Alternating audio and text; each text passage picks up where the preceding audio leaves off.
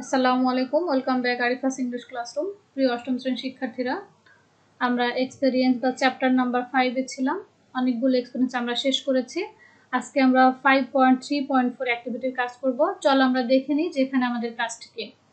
Read the following paragraphs of the এসে। এখানে একটি রচনার কিছু অনুচ্ছেদ দেওয়া আছে, সেগুলো পড়ো। ফ্রম সিড টু ব্লজম, এর বিষয়টি হচ্ছে বীজ থেকে ফুল। Growing an essay from a paragraph on the same topic, এই একই টপিকের উপরে যে একটা এসে লিখতে হলে কতগুলো প্যারাগ্রাফের সমন্বয় হয়।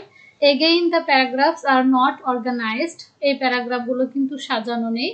Discuss in pairs, groups and find out the cohesive devices used to connect different paragraphs. জোড়ায় অথবা দলীয়ভাবে আলোচনা করে এখানে যে কোহেসিভ ডিভাইসগুলো আছে সেগুলো খুঁজে বের করতে হবে, যে প্রত্যেকটা প্যারাগ্রাফকে বিভিন্ন প্যারাগ্রাফ সংযুক্ত করা আছে। Then arrange the paragraphs following the structure of an essay, এরপরে এই প্যারাগ্রাফগুলো একটা রচনা লেখার যে গঠন প্রণালী আছে সে অনুযায়ী সাজাতে হবে। Later use the given grid to organize the paragraphs to make an essay. যেভাবে তোমরা একটা এসে সাজাও, অর্গানাইজ করা হয়, সেভাবে প্যারাগ্রাফ সাজাতে হবে। ইজি টু আন্ডারস্ট্যান্ড, আরো সহজ করে বোঝানোর জন্য নিচে তোমাদের একটি গ্রিড দেওয়া আছে, যে গ্রিডে তোমরা কাজটি করবে। চলো সেই গ্রিডটা আমরা দেখে আসি, তারপরে আমরা প্রত্যেকটা স্টেপ বাই স্টেপ পড়বো। এটি হচ্ছে তোমাদের গ্রিডের কাজ, একটি তোমাদের জন্য করে দেওয়া হয়েছে। এই গ্রিডে কিছু বিষয় লক্ষ্য করো।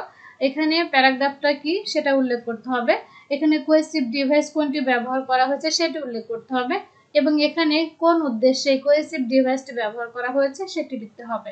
আর নিশ্চয়ই তোমরা জানো যে কোহেসিভ ডিভাইস কি, যদি না জেনে থাকো, ক্লাসগুলো মিস করেছো এমন কেউ থাকলে আগের ক্লাসগুলো দেখে নিও, তাহলে এগুলো বুঝতে তোমাদের সুবিধা হবে।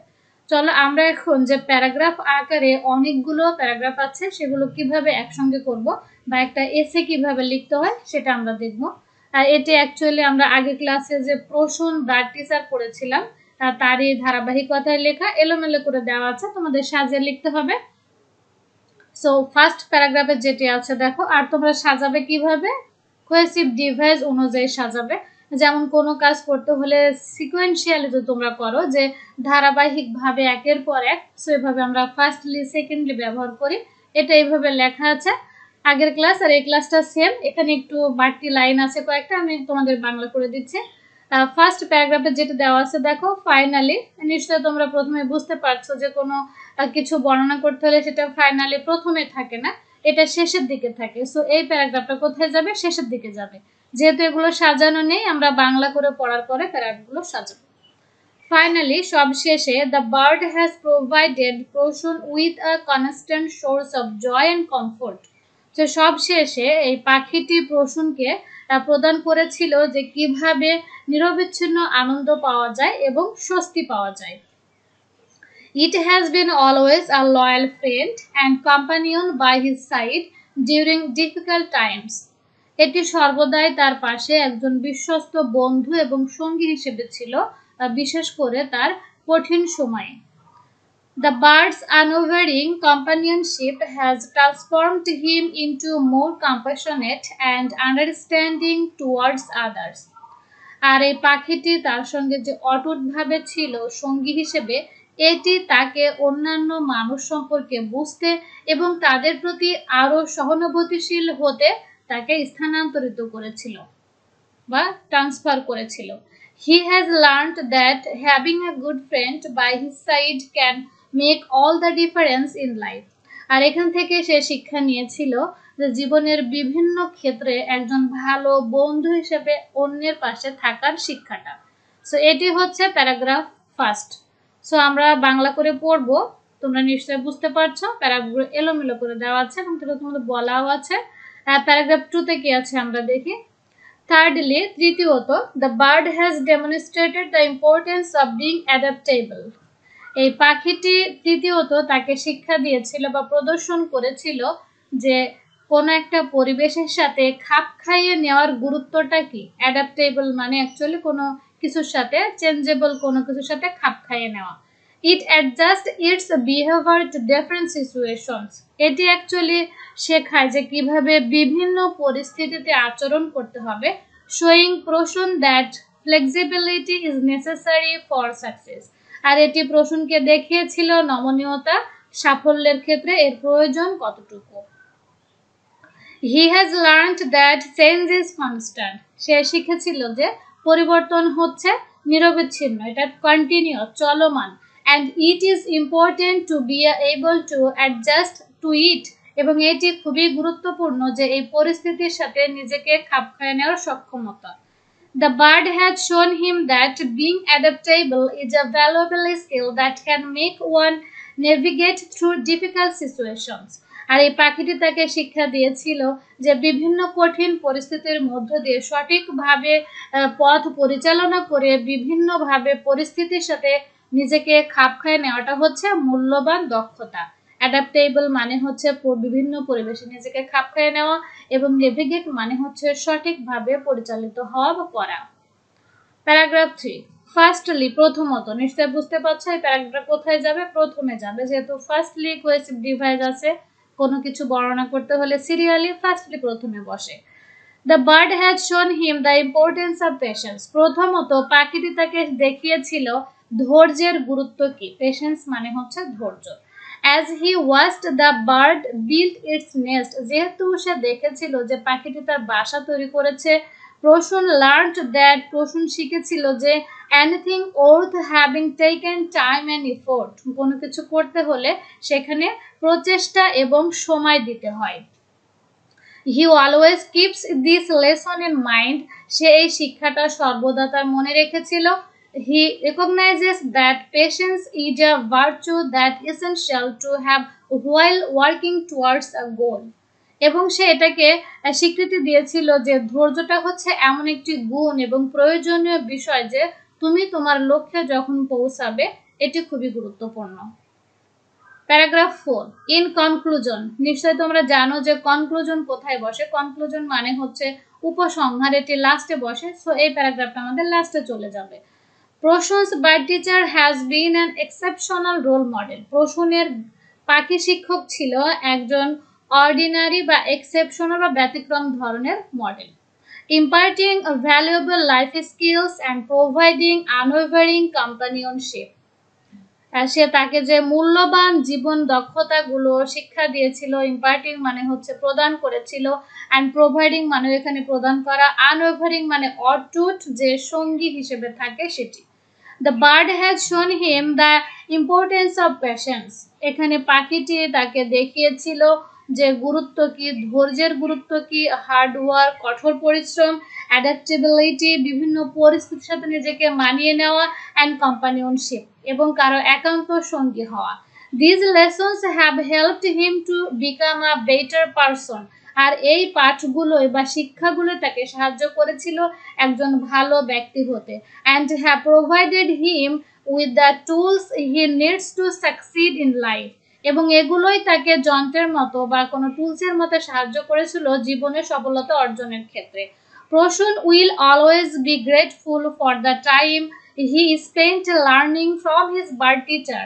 প্রসূন অলওয়েজ মানে সর্বদাই সে কৃতজ্ঞ ছিল যে সময়টাতে সে তার পশু শিক্ষক, পাখি শিক্ষকের কাছে শিক্ষা গ্রহণ করেছিল বা এই লেসনগুলো, পাঠগুলো শিখেছিল। And will carry the lessons with him for the rest of his time. এবং এই শিক্ষাগুলো তার বাকি জীবনে সে নিয়ে গিয়েছিল বা সে বাকি জীবনটা পরিচালিত করেছিল। এটি হচ্ছে শেষ। প্যারাগ্রাফ 5 আমরা দেখব। Prasun's bird teacher has been a significant influence in his life. প্রসূনের গৃহশিক্ষক বা পাখি শিক্ষক তার জীবনে একটি গুরুত্বপূর্ণ ভূমিকা পালন করেছে। The lessons it has taught him have helped to shape him into the person he is today. বর্তমানে যে সে একজন ব্যক্তিতে পরিণত হয়েছে এটি কিন্তু সে শিখেছিল এই শিক্ষকের কাছ থেকে, যে জীবন ঘনিষ্ঠ লেসনগুলো। প্যারাগ্রাফ 6, সেকেন্ডলি, নিশ্চয় বুঝতে পারছো তোমরা যেটা ফার্স্টলি পরে বসবে। The bird has taught Prasun the value of hard work. এই পাখিটি প্রসূনকে শিখিয়েছিল যে কঠোর পরিশ্রমের মূল্যটা কি। এভরিডে, প্রতিদিন, it tirelessly searches for food and takes care of its young. এটা যে প্রতিদিন অক্লান্তভাবে খাবারের অনুসন্ধান করে এবং এর বাচ্চাগুলোকে দেখাশোনা করে। হি has learned that hard work is essential for achieving success, এবং সেখান থেকে শিখেছিল যে সফলতা অর্জনের জন্য হার্ড ওয়ার্ক বা কঠোর পরিশ্রম খুবই গুরুত্বপূর্ণ। কিপিং দিস ইন মাইন্ড, এটি মনে করে he also works hard to achieve his goals, সে এটা মনে করে কঠোর পরিশ্রম করছে তার জীবনের সফলতা বা লক্ষ্য অর্জনের জন্য। The bird had shown him that anything is possible with hard work and dedication. আর এই পাখিটি তাকে শিক্ষা দিয়েছিল বা দেখিয়েছিল যে সবকিছুই সম্ভব যদি তার সাথে কঠোর পরিশ্রম এবং আত্মোৎসর্গ থাকে। ডেডিকেশন মানে হচ্ছে আত্মোৎসর্গ করা, কোনো কাজে আত্মনিয়োগ করা। ইফ ইউ নিড, তোমার যদি প্রয়োজন হয়, take the help of the following word list, তুমি এই ওয়ার্ড নিচের ওয়ার্ড লিস্ট থেকে দেখতে পারো। With their meanings to understand the text better, মানে উপরের টেক্সট আরো বেটার ভাবে বোঝার জন্য নিচে কিছু শব্দের অর্থ দেওয়া আছে, তুমি দেখতে পারো। এখানে ইংলিশ অর্থগুলো দেওয়া আছে, আমি তোমাদের একটু বাংলা করে দিচ্ছি। ওয়ার্ড হচ্ছে ফেইথফুল, লয়াল অ্যান্ড ট্রু। আর ফেইথফুল মানে বিশ্বস্ত। কিপিং ওয়ান্স প্রমিসেস, যে একজনের অ্যাকচুয়ালি যে প্রমিস বা তোমার হচ্ছে প্রতিজ্ঞা আছে সেটা রক্ষা করতে পারে। অ্যাকচুয়াল মানে হচ্ছে বিশ্বস্ত। প্রোভাইডেড, প্রোভাইডেড মানে হচ্ছে কোনো কিছু প্রদান করা। Supplied or given something that is needed or wanted, যেটা তোমার দরকার বা প্রয়োজন সেটা তোমাকে প্রদান করার ক্ষেত্রে প্রোভাইডেডটা বসে। টায়ারলেসলি মানে অক্লান্ত ভাবে। Without giving up or becoming tired মানে কোনো ক্লান্তি অনুভব না করে কোনো কিছু করা। ওয়ার্কিং হার্ড উইদাউট স্টপিং মানে কোনো না থেমে একটানা কাজ করে যাওয়া। ডেমনস্ট্রেটেড মানে প্রদর্শন করা। Showed or proved something through actions are examples, কোনো কাজ বা উদাহরণের মাধ্যমে কোনো কিছু প্রদর্শন করাটাই হচ্ছে ডেমনস্ট্রেটেড। অ্যাডাপ্টেবল, অ্যাডাপ্টেবল মানে হচ্ছে চেঞ্জেবল, পরিস্থিতিতে খাপ খায় নেওয়া। Able to change or adjust according to different circumstances, circumstances মানে হলো অবস্থা, আর বিভিন্ন অবস্থা অনুসারে নিজেকে খাপ খাইয়ে নেওয়া বা নিজেকে পরিবর্তন করাটাই হচ্ছে অ্যাডাপ্টেবল। অ্যাডজাস্টেড, এটাও কিন্তু মিলিয়ে নেওয়া। Made changes or modifications to something, কোনো কিছুর ক্ষেত্রে মডিফিকেশন করা বা নিজেকে পরিবর্তন করে চলাটা, মিলিয়ে নেওয়াটা, বা তুমি মেনে চলবে পরিবেশ পরিস্থিতির সাথে। ইম্পার্টিং, ইম্পার্টিং মানে হচ্ছে প্রদান করা। Passing on or sharing knowledge or skills, জ্ঞান বা দক্ষতা কোনো কিছু শেয়ার করা। এক্সেপশনাল, ব্যতিক্রম ধর্মী। Extraordinary, standing out from others, অন্যদের থেকে আলাদা। ভ্যালুয়েবল, ভেরি ইউজফুল, ভ্যালুয়েবল মানে হচ্ছে মূল্যবান। Important or precious. Companion, companion মানে হচ্ছে সঙ্গী। Someone or something that accompanies or keeps company, কাউকে সঙ্গ দেওয়া বা কারো সঙ্গী হওয়া। পেশেন্স, পেশেন্স মানে হচ্ছে ধৈর্য। The ability to endure or tolerate delay or difficulties without getting upset, কোনো দুঃখিত না হয়ে, আপসেট না হয়ে কোনো কঠিন পরিস্থিতিতে ধৈর্য ধারণ করাটা হচ্ছে patience. Process, a series of actions or steps taken to achieve a particular end, কোনো একটা কাজের মধ্যে যাওয়াটাই হচ্ছে প্রসেস।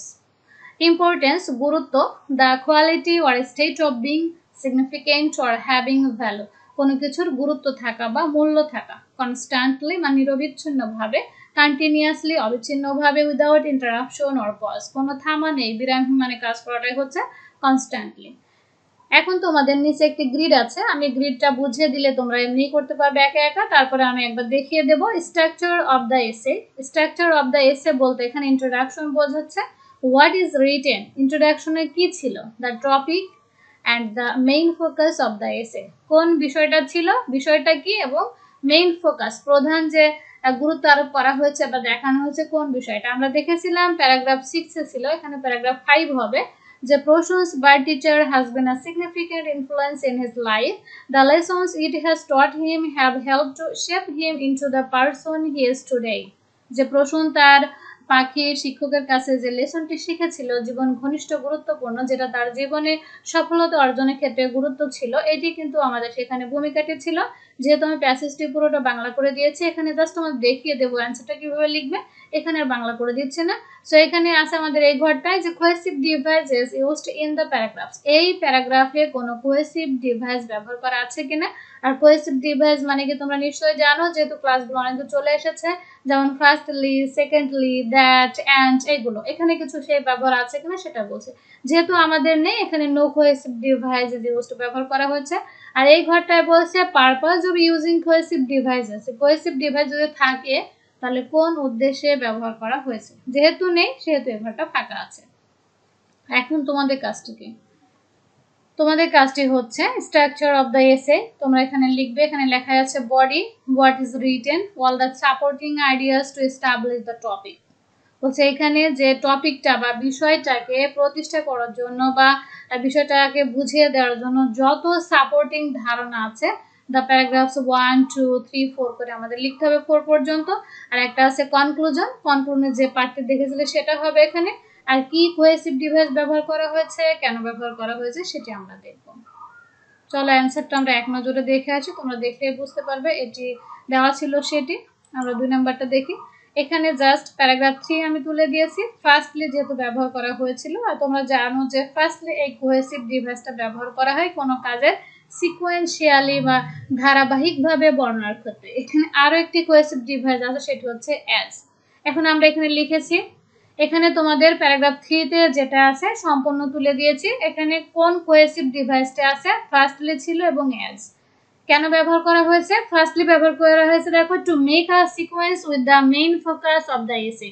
এই এসেটার বা রচনার যে প্রধান বিষয় ছিল সেটার সাথে মিল রাখার জন্য বা ধারাবাহিক বর্ণনার জন্য কিন্তু ফার্স্টলি ব্যবহার করা হয়েছে। অ্যাজ কেন ব্যবহার করা হয়েছে? As is use to give reason. As মানে তোমরা জানো যে যেহেতু বা কারণ, এই ক্ষেত্রে অ্যাজটা এখানে ব্যবহার করা হয়েছে। নাম্বার 2, আমরা প্যারাগ্রাফ 6 এখানে অ্যাড করেছি, যেহেতু সেকেন্ডলি ছিল। তোমরা জানো যে কোনো কাজ করতে হলে ফার্স্টলি, সেকেন্ডলি, থার্ডলি, ফাইনালি এভাবে আসে। সো ওই অনুযায়ী প্যারাগ্রাফগুলো তোমরা তুলে দিবে। এখানে ব্যবহার করা হয়েছে কি সেকেন্ডলি অ্যান্ড দ্যাট। আর সেকেন্ডলি কেন ব্যবহার করা হয়েছে?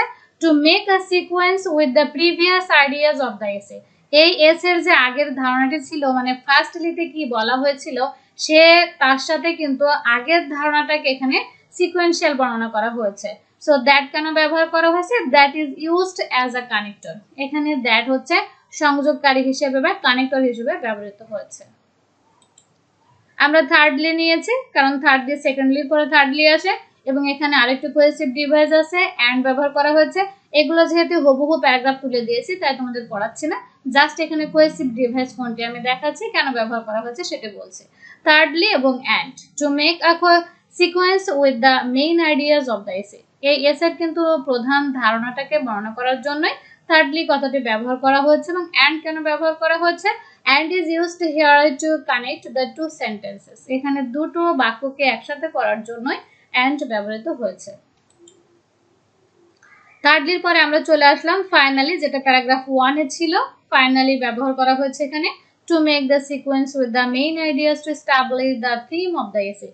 এই এসে বা রচনার থিম বা বিষয়বস্তু বা টপিকটাকে কিন্তু এখানে প্রতিষ্ঠা করার জন্যই ফাইনালি শব্দটি ব্যবহার করা হয়েছে।